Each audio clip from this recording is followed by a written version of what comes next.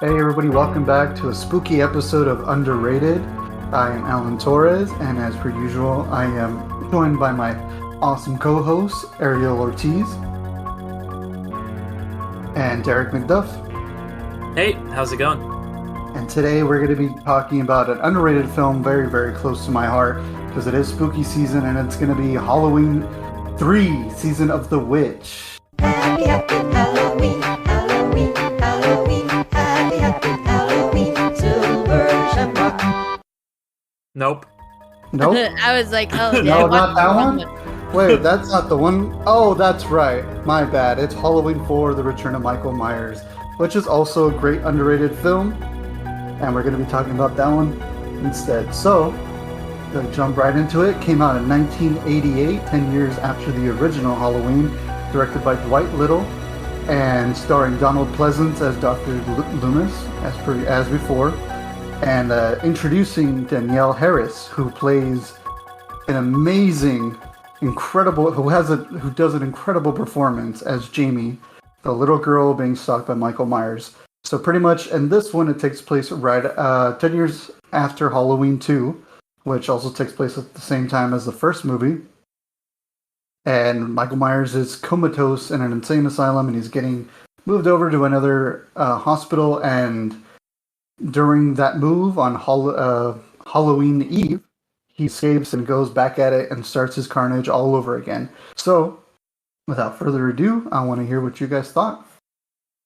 It was very much like somewhat of a carbon copy, but there was subtle differences. I think it's just like a bit close to the original Halloween, and I know the history behind this movie.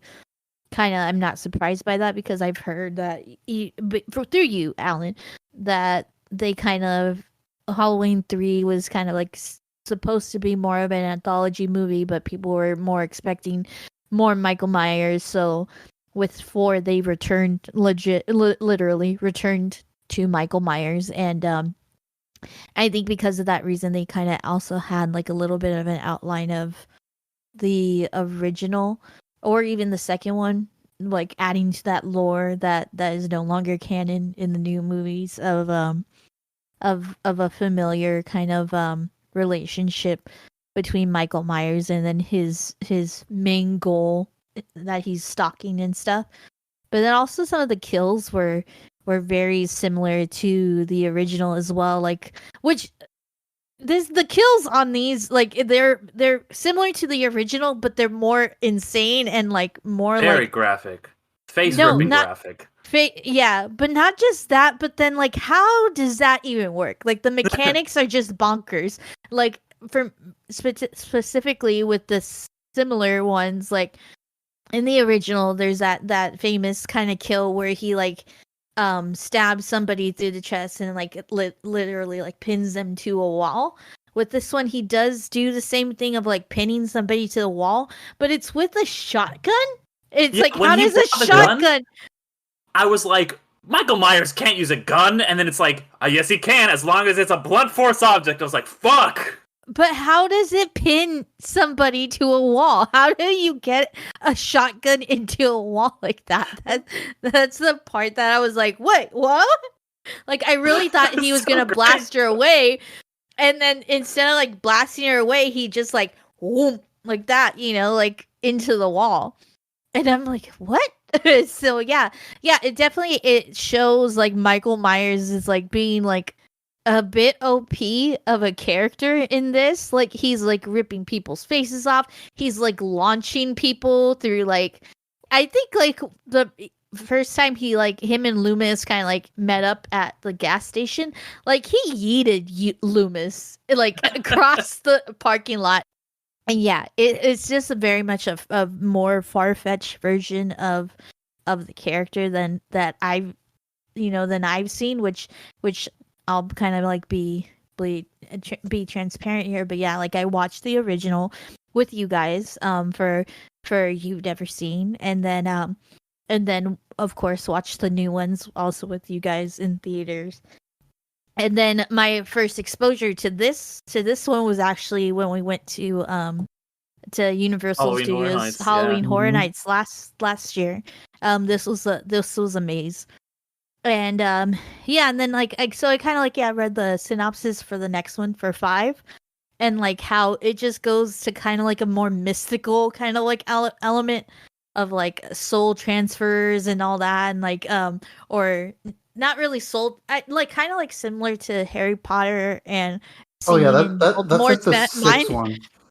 Oh, it's 6. I thought it was Yeah, the 5. sixth The one is next the one. weird one. Now, Halloween 5, I like. It's not Mhm. great. Yeah, that one still deals with Jamie when she's a little kid, and oh wait, are you talking about like how her How and she Michael sees. are kind of Doesn't connected? he like kind of like that? Like they're Oh, okay, yeah, yeah, connected, yeah. and then I thought you were she talking could about like part she 6. could Yeah, yeah, yeah, she could kind of like see into his mind and stuff like that.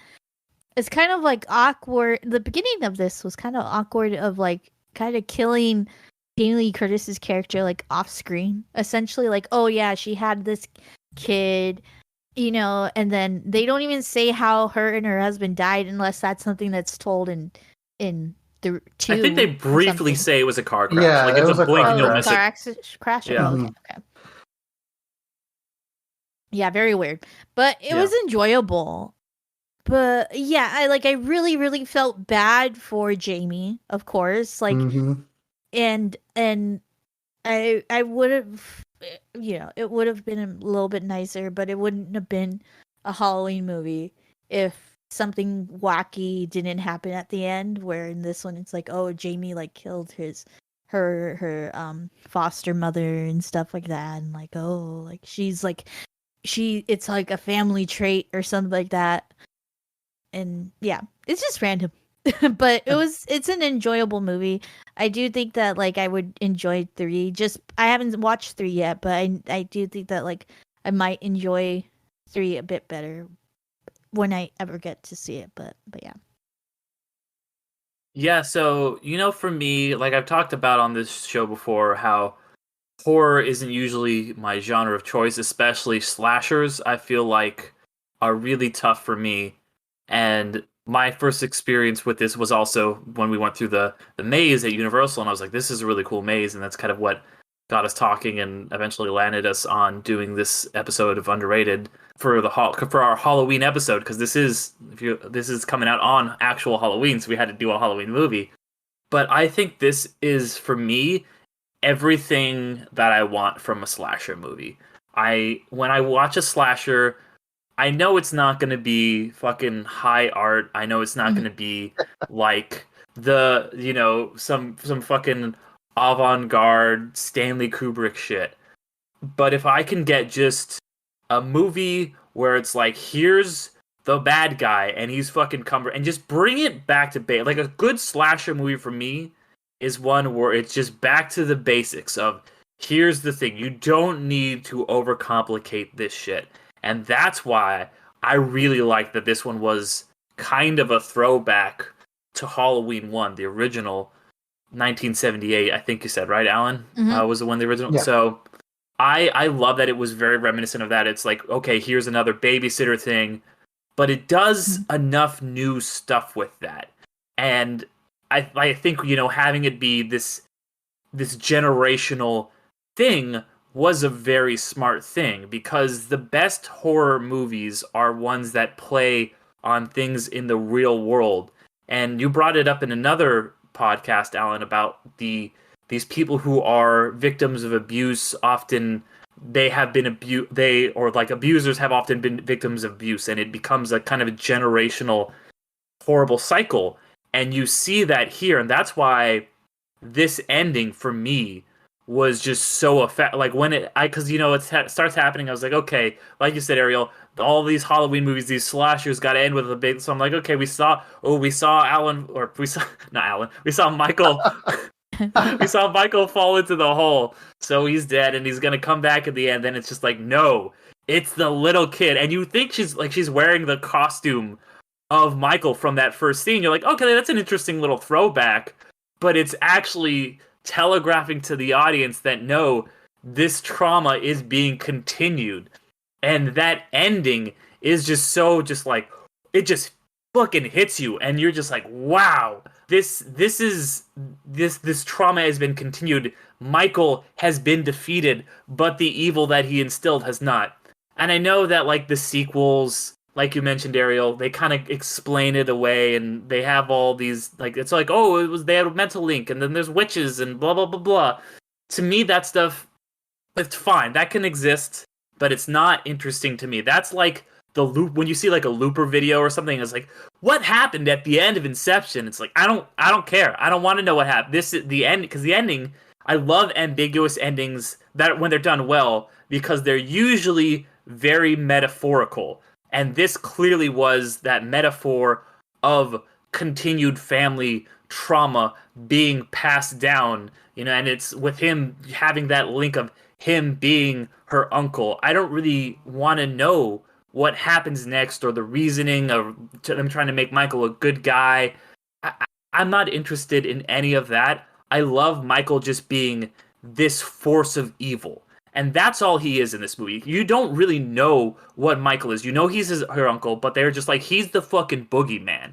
He's out here killing people. He's just this dark force. And I love Loomis coming in and being like, he's not a man. He's just pure evil. And that's what it feels like. That's what a good fucking slasher villain is when you don't explain it, what it's just this horrible evil force that is out here. He is a literal human personification of just evil. There's no rhyme or reason to his killing. He's just out here fucking causing havoc and destruction because that's what Michael Myers is. That's what he does. And when you over-explain that, you lose it. And when Loomis sees that evil continued he's almost ready to shoot a kid because he's become so just engulfed in this fighting of this evil. And I love you just can't escape him. Like he's just gonna keep coming and coming back for you and like ripping people's faces off, and you shoot him and he just keeps coming back.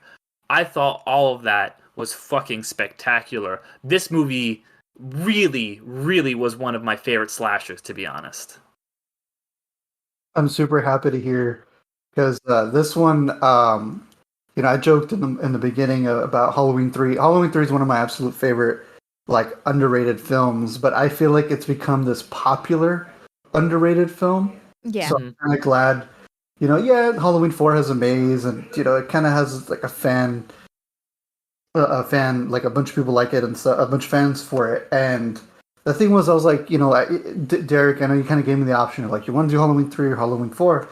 And I was like, you know what? I really want to do Halloween 4 because I feel like it's a really good, underrated one.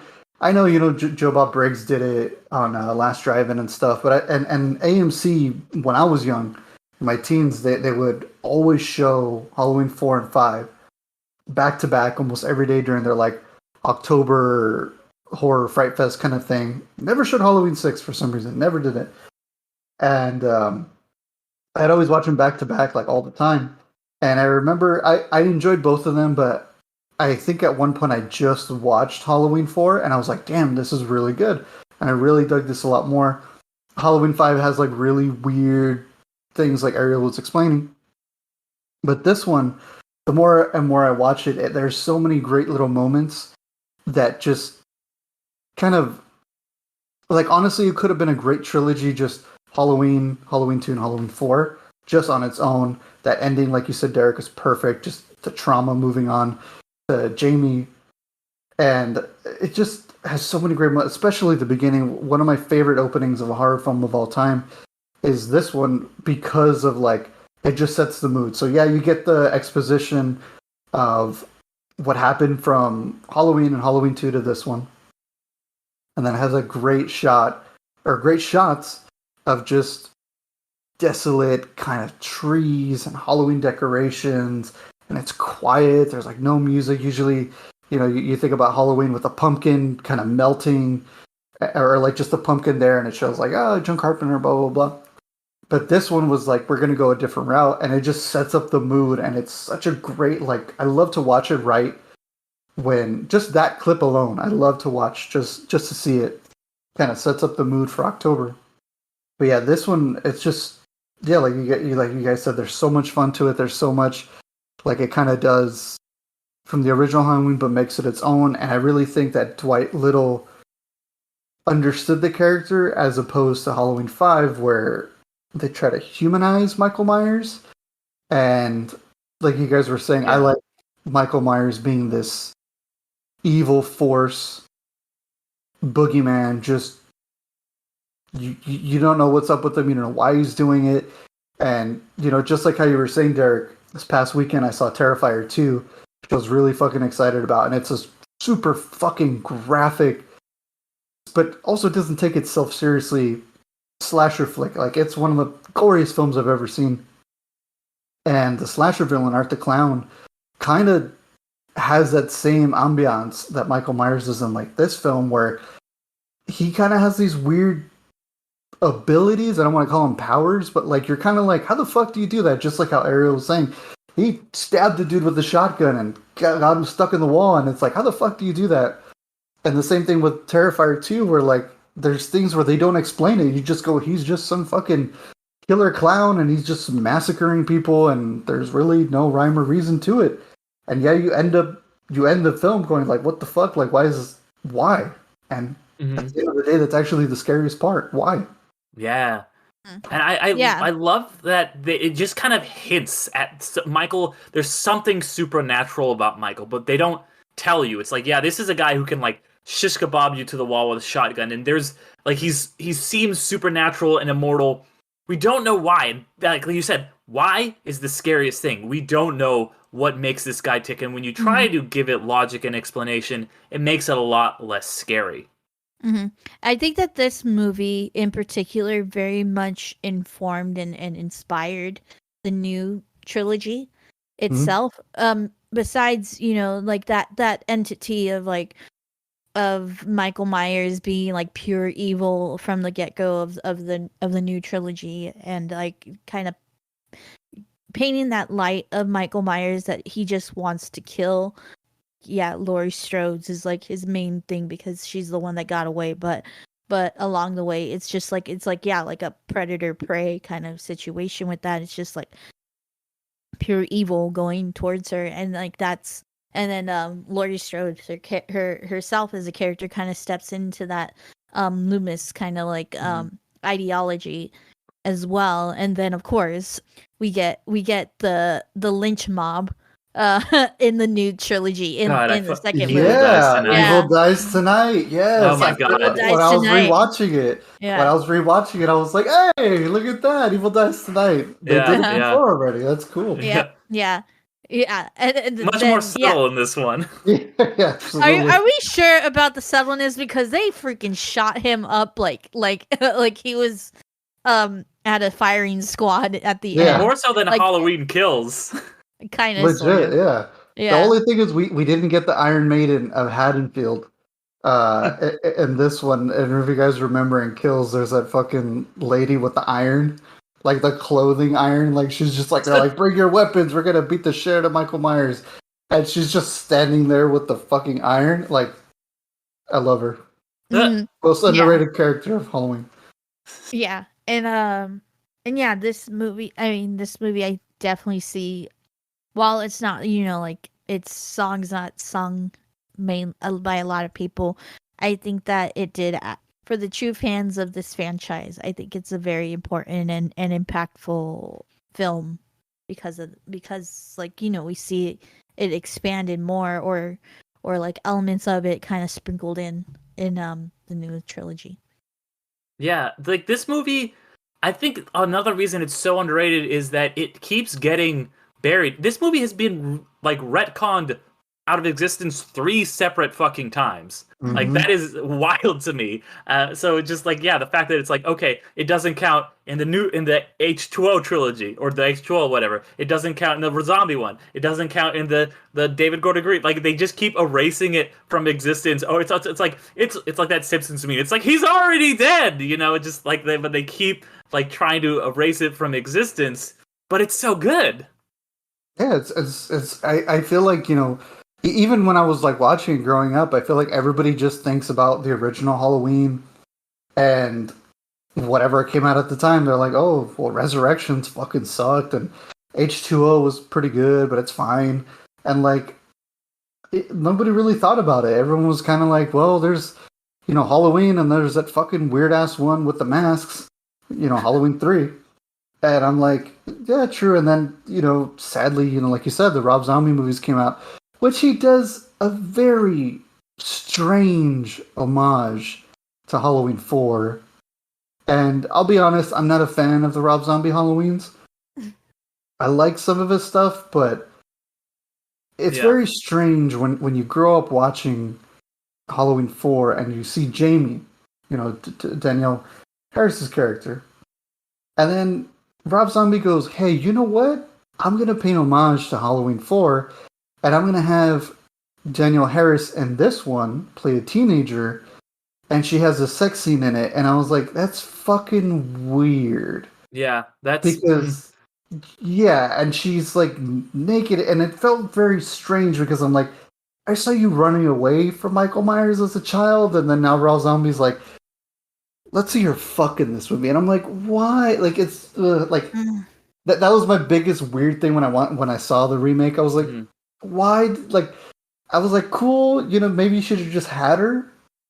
Yeah. And whatever, but I still find it super strange. Mm-hmm. Yeah, Rob Zombie's strange. Who knew? Yeah, it's what a wildcat, right?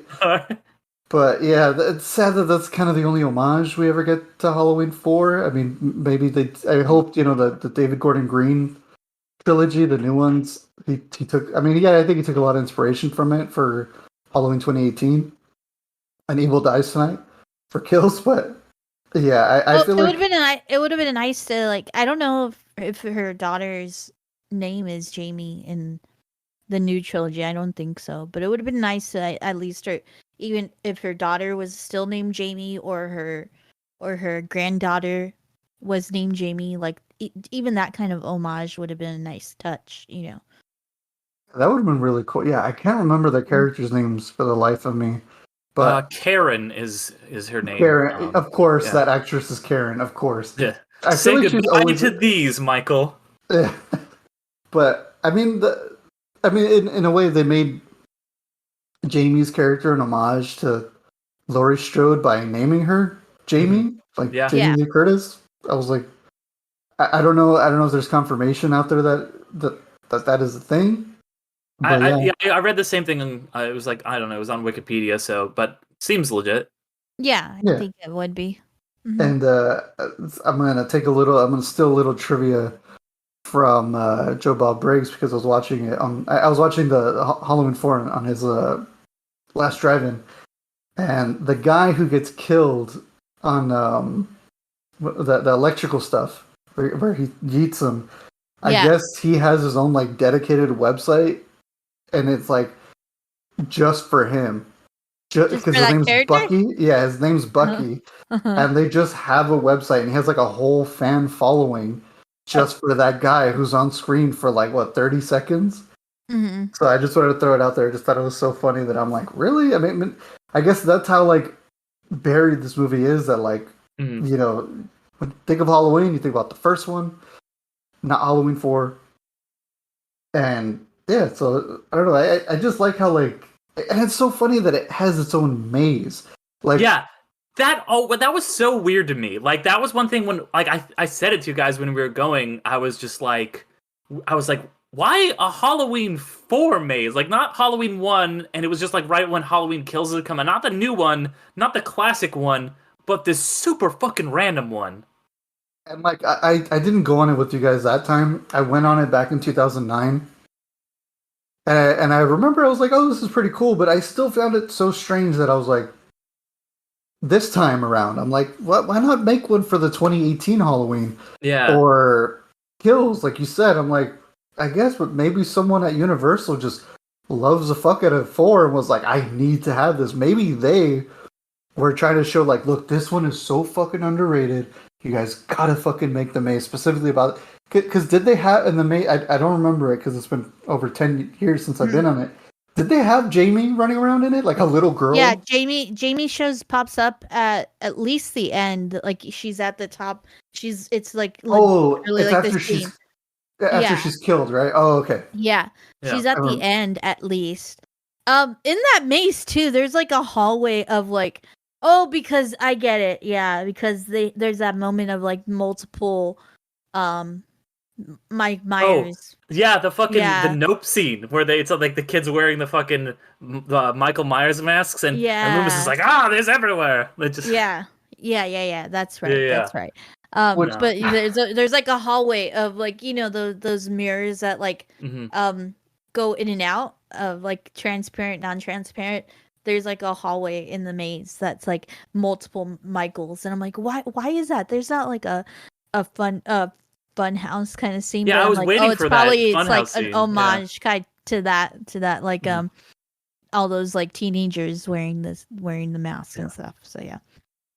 I want to share real fast just something from the maze because you guys know that I'm like usually kind of a hard person to scare at those kind of things. So I was always the one who's going in first, And that was the one time that it really fucking got me was at the Halloween 4 maze, which I by the way like props to like you said whoever made it because like it's so random and obscure and that's what like drew me to it. I was like let's fucking go on this one like this is Hmm.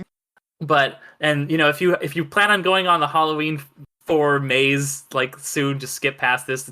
This is coming out on Halloween, so it's probably over by now. But like It's because the original hall. It might come back in rotation yeah, years down if the you line, but if you yeah. plan on going on it, skip this part. But just quick little aside, this really fucking got me because there's all these like Pepper's ghost things where you see there's like or Michael Myers is and they're like they kind of like flash and then you see them behind the screen and that's supposed to be the jump scare and then they're like bang on the screen and then you're like okay there they are and that happens like 6 or 7 times throughout the maze and then at the very end you see there's the same exact setup and you're like okay here they're about to do like I see that Michael Myers is right here there's another screen there they're about to do Pepper's ghost but they get you. They fucking get you because it's like psych. It's not actually. There's no glass there. They just have done that to you so many times that you're thinking, oh, here's the glass. Here he is. And there's no glass. And then I'm like walking by, and then he just reaches out with his knife and starts to like yeah. stab me. And I was just like, nope, nope, nope. Just got the fuck out of there. That was the one goddamn time that they really got me at that Hmm. fucking that haunt. That was great. So props to them for fucking lulling me into a false sense of security because that was some good shit. I remember that now. Yeah, it's been so long. Yeah, that as soon as you were like the fake window or glass thing, Hmm. I remember because I fucking jumped. I mean, I love to get scared, so I mean, you guys saw me fucking yelling and screaming at every little thing. But yeah, I remember that as soon as you said, it, I was like, oh my god, yeah, because I remember looking at it. Same thing, sense of security, and then I fucking was like, boop, like jumped. I was like, oh my fucking god, and yeah, it was a lot of fun. They It's the definitely get same you got. thing. Yeah, it's the same thing as like Jaws. How in Jaws, whenever the shark is coming, they do it. So you get it like subconsciously in your head. You're like, okay, I know that Jaws is coming, and that's why the scariest thing is when he's just fucking chumming, and then without any musical cue, this shark just comes into the screen, and you're like, oh fuck that! It's the same concept. The same Hmm. concept of they lull you into a false sense of security. Hmm. Oh, yeah, it's great. I wanted to ask too, what did you guys think of? I always thought it was kind of a random scene, and then kind of watching Last Drive-In, he kind of pointed out something really interesting. What did you guys think about the scene with the priest, where Dr. Loomis gets picked up? I thought it's kind of like it's just it continued that notion of like this entity of evil. I think Loomis very much found like a common or like a very similar soul to himself in a weird way with that one of just they both have this kind of belief of like a true evil kind of thing and that it could just embody a person and I think that that's why he like accepts like the swig of like I'm guessing really bad alcohol because it takes a while for him to swallow it but yeah it's just kind of like oh this guy like kind of like gets what I've been saying to everybody all this time like I'm not the only like crazy person in this world that like has this notion of evil and stuff so yeah I found like it did kind of serve its purpose in that way. Hmm.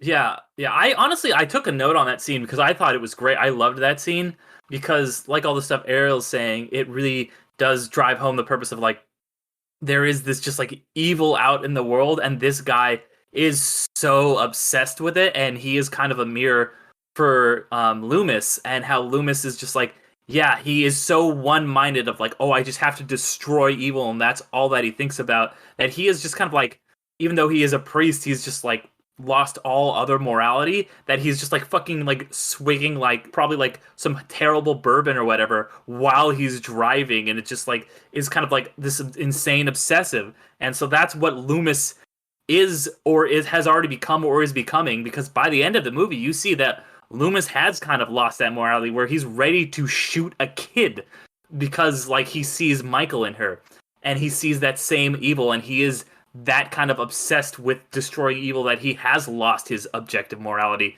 So I thought that was some really interesting kind of foreshadowing to that. Well, yeah, I'm gonna be real. When I first saw it, in my teens, went right over my head. I was kind of just like, that's some weird '80s slasher shit. I was like, all right, I guess he's hanging out. I think that my biggest takeaway from that was you guys pretty much hit the nail on the head that Joe Bob Briggs said. But my biggest takeaway when I was a teen and I saw it, he goes like, "Hey, would you like to have a drink?" And I felt like it was Donald Pleasance himself going, "Yeah, fuck yeah," because like you never see Dr. Loomis's eyes glow so big, other than when he sees Michael. But he looks at that swig of like bourbon or whatever, and he just has a like, "Oh yeah, yeah," like he just looks like a kid who just got offered like candy. He's like, "Yeah." And he just takes a swig, and like he just doesn't care. He's just like, yeah. And then the priest starts singing, and he just kind of looks at him. And every time I rewatch it, I think he's gonna be like, "What the fuck?" But he just kind of looks at him like, "Yeah, that's cool, man. Yeah. Do what you gotta do." He's like, "I'm trying to kill a son of a bitch over here with the blackest eyes," and then this guy's like, "I'm looking for the apocalypse." And I was like, "Yeah, you know what? I see it now. I see why." Kind of a very weird peas in a pod. Two ships passing in the night, kind of. Exactly. Yes. Exactly. Perfect way to say it. Mhm. But yeah, no, I'm glad you guys dug it. I always like to rewatch it almost every year just for fun. I think I've probably seen it more times than the original Halloween, and it's just I don't know. It's kind of nostalgic for me because it was always on AMC, and I think like maybe AMC. it was cheaper. I wouldn't be because like how connected was like John Carpenter to this one? Is it more so like it was just like a based on John Carpenter kind of like thing? And so, Yeah, probably. I feel like because I actually saw this quote the other day, or this like clip of John Carpenter where he was just like, I think they asked him like, "What's your favorite thing about like being a filmmaker?" or some shit like that, and he's like, "Oh, my favorite thing is when I'm sitting on the couch and I hear that they're making." Oh, I think it was like, "How do you feel about them always making new Halloween movies?" And he goes, "Oh, you know what it is? Like, I like to sit on the couch." And I'm there, and then all of a sudden I stick my hand out and a fucking check just lands in my hand. And I think he just has this, like, he probably has, like, rights to it or something, like royalties. So I think for him, I think he's been more closer to these ones, doing the music for the David Gordon Green trilogy. Mhm. But yeah, I think that's all it is. I did like the music, by the way, in this one a lot. Like, I felt like this was a pretty fire remix of the theme song. Mm. I want to say he might have worked on the score for this one, because he did do the score for Halloween 3, which is a fucking incredible score. And I think that they were probably like, "Hey man, we need you back," because in that time, the whole thing with Halloween 3, for people who don't know, it doesn't have Michael Myers in it, and it's its own original story. How Ariel was explaining earlier, it's kind of they're trying to go with like John Carpenter wanted to go like an anthology route. And yeah, essentially, I think they went, "Oh fuck, we really fucked up." And I think Mustafa Akkad, who was like one of the big producers on it, was like, "Hey, we need to bring this fucker back, and we need to fix everything." And they've had to have gotten John Carpenter to come back and fix it. I believe he probably worked on the score. It says Alan Horwath, but yeah, I guess I think in the credits it said like score based on like the John Carpenter the original, okay. But I'm wondering if so, like with it always being like a rerun kind of like movie, like you said, Alan. I'm wondering if it's just because of its lack of popularity. It's just maybe cheaper to put on TV and stuff like that. Yeah, like it might be Yeah. like how fucking Takes Manhattan, which is like the worst Friday the 13th movie, Yeah. was always on TV. Like it was always on fucking Bravo or some shit. Probably because Mhm. Uh-huh. this movie did really bad, so let's just we don't care about the rights. We'll just let them go, Yeah. and they just Yeah. play it over and over again. So everybody's fucking Yeah. seeing it. Yeah, it's very much like a thing that was common in the 90s, early knots of just these random ass films like just being on television. And then that's what spawns, cult classics as well because like, people our age like who grew up on that verge of cable television and that content, we've made pop culture and with that. Well, yeah, that's what happened with like It's a Wonderful Life, for example, is somebody fucked Mhm. up the TV rights for that, so they could just play it all the time on Christmas, and so it became a Christmas classic just because it was always on. Yeah, you're Yeah. absolutely right. Yeah, it's just that's all that was on. Like yeah, I think during that month, I can't remember what other films were there, but I remember it was a lot of just like whatever the fuck they can get.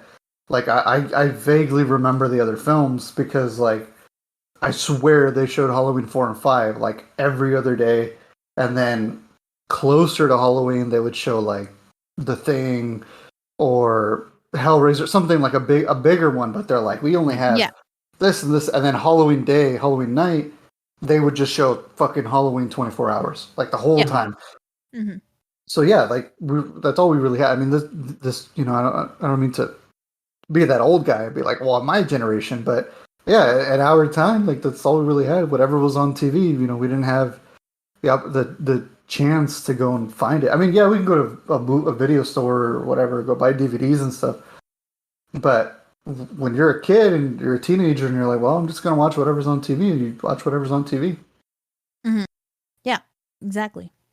Yeah, no, all the movies I watched were ones that were recorded on VHS tapes from something that was on TV. So usually the first 5 minutes were missing. You would get the commercial, like the start of the commercial break. You would get like the voiceover in the credits. Yeah. Mhm. Mhm.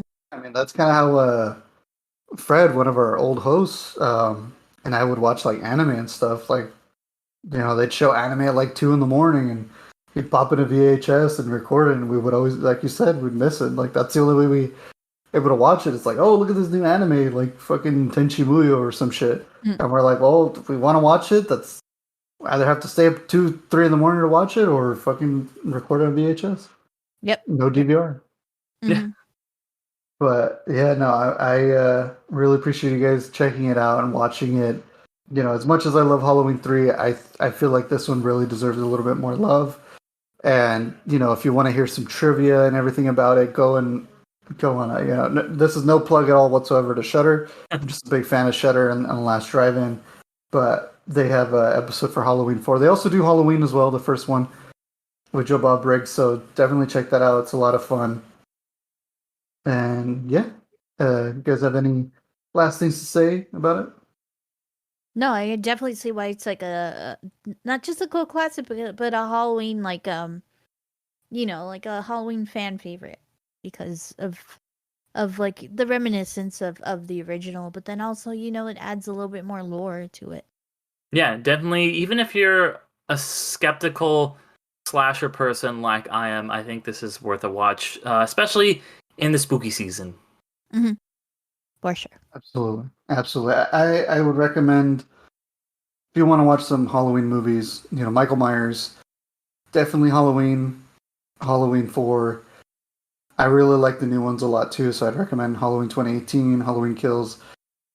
And if you want something really different and something out of there, Halloween 3, of course. I'm going to be pushing that shit till the day I die, so definitely check them out. Yep. Mm-hmm. But yeah, well, we also have a couple of other shows that we do, so take it away, guys. Yeah, I have my podcast as always, first of the month of You've Never Seen. We got some good ones coming up. We got Derek with the day after today. Actually, Derek talking about, oh my god, I can't think of Summer what Stock. Summer stock. Thank you. Yeah. Yeah, we're going to be talking about summer stock, which is something that we kind of like. I had mentioned as a favorite of mine during our vintage collection, and so Derek's going to be watching that for the first time, and then of course our Christmas classic of holiday trade-offs, that our annual holiday trade-off between me and Alan, where he always introduces me to his favorite of Halloween movie, and I always introduce him to my favorite Christmas movies. So yeah, the next one is, I think it's like freaking Elf, like of all things. But yeah, so yeah, look forward to that in the next coming months. Yeah, unfortunately, my favorite holiday, Thanksgiving, never gets any movies made about it. So we'll find you something. Hey, you know what? If you're down, next November, I'll give you a year, Derek, to find a Thanksgiving film. movie. Okay. Yeah. All right. Fair enough. well, I got 2 suggestions already for you, Derek. Okay. And the first one is going to be Thanksgiving, the little trailer. We could do a 5-minute episode on the trailer of Thanksgiving from the Death Proof Planet Terror Grindhouse thing, where it's a whole horror movie about Thanksgiving, and it's fucking hilarious. It's really funny. And then secondly, Sam Raimi's Spider-Man. Oh yeah, that's true. Oh yeah, It's a Thanksgiving movie. I'm Yeah, getting the that's true. turkey pita. Just a part of it. Yeah. I count it as a Thanksgiving movie. I fucking love it. So That's much There's fun. also Thanksgiving as well. Like that's another like C level horror movie that's just ridiculous of a movie. But yeah. And then there's Planes, Trains, and Automobiles. I should mention that one. That's a There- thing. Oh, Yeah, well, I there you actually go. have never seen that one, so we could do that one next Oh. Yeah, next, me either. Yeah. I've next never seen it. Thanksgiving. Oh, Yeah. that'd be a good one. There Okay, you go. all right. I will All right, there not we watch it for a whole year. Yeah. go. Right, yeah. Well, that didn't take me long to figure that one out. All right, cool. There Okay, you go. well, cool, Damn, cool. we did it, Well, there everybody. you go. We did it. All We right. did it on camera. I didn't need a year. Yeah, on All camera. too easy. Yeah, for sure. And then, yeah, also just want to mention that we have the Infinity Stones and Dragon Bones podcast where I talk about the MCU. So there's one that just came out, and then we've got another one coming out on Black Panther in just a couple weeks. But the big news is, since we are building up to our 100th episode here of Underrated, which is going to be coming out at the end of the year, the day after Christmas, December 26th, we are building up to that, and I am going to be starting this week, so in like a couple days, this Wednesday, we are going to be releasing season 2 of Gateway episodes, starting with the episode with the 3 of us, where I introduce Alan and Ariel to the Queen's Gambit, and then every Wednesday, leading up until right before that 100th episode of Underrated, we are going to be doing a new episode of Gateway episodes where I introduce someone to a TV show or someone introduces me. For season 2, we're going to be specifically talking about miniseries. I've got most of that already in the can, so already mostly recorded and edited. But yeah, I've been having a lot of fun with that, so definitely check that out, guys. And we're going to be doing a live or not a live show, but a kind of live watch for Stardust on the same day it comes out. So if you guys want to watch that movie with us, join us in the Discord. The link to the Discord is just going to be in the description. And yeah, we're gonna be doing that. And then just want to give a real quick shout out to a couple shows that I've been on recently that I want some people to check out. I was on an existential trilogy by Robert Black, a minute by minute trilogy. We talked about Groundhog Day. We talked about Eternal Sunshine of the Spotless Mind, and we talked about Ex Machina.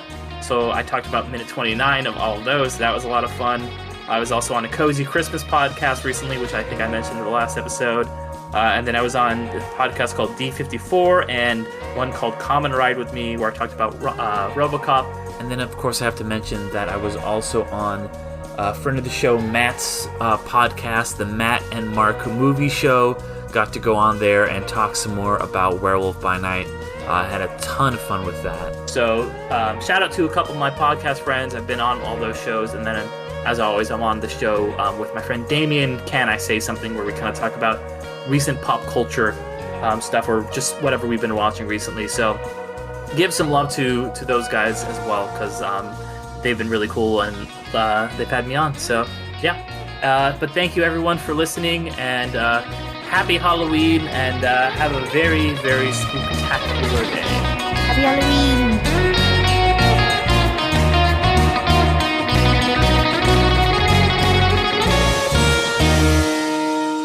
You guys want to know how Michael survived that fucking explosion at the end of Halloween 4? How? Ow. He fucking slips through a tunnel and then goes into another coma, and some random fucking dude takes care of him for 1 year, and then Halloween day in Halloween 5, he wakes up and he goes, I'm gonna go kill again. Happy Halloween, everybody. Have a good one.